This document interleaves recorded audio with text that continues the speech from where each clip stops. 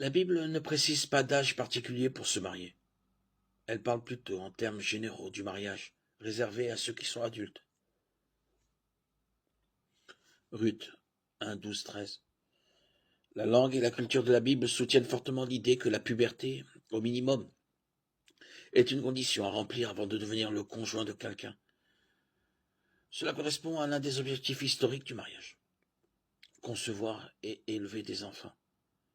Les preuves bibliques indiquent que les personnes trop jeunes pour avoir des enfants ne sont pas candidates au mariage, bien qu'aucun âge explicite ne soit donné dans la Bible.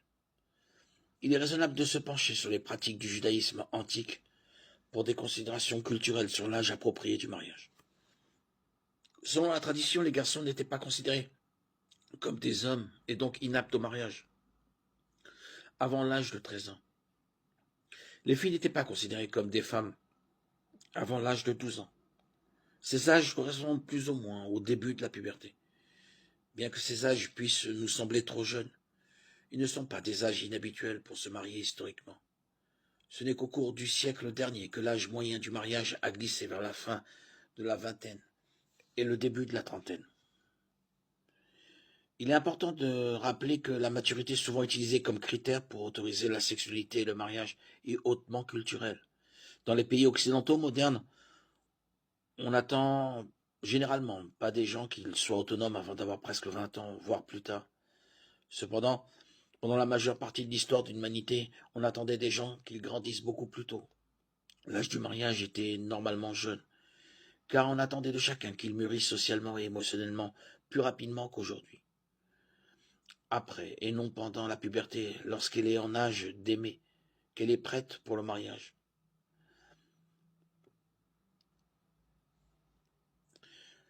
L'hébreu comme l'anglais utilisent des mots différents pour les membres plus jeunes et plus âgés de chaque sexe. Nar fait référence au jeune homme, tandis que Yeled fait référence au garçon de 12 ans, au moins. Pour les femmes, Nahara signifie une femme à marier, tandis que Yalda fait référence aux petites filles.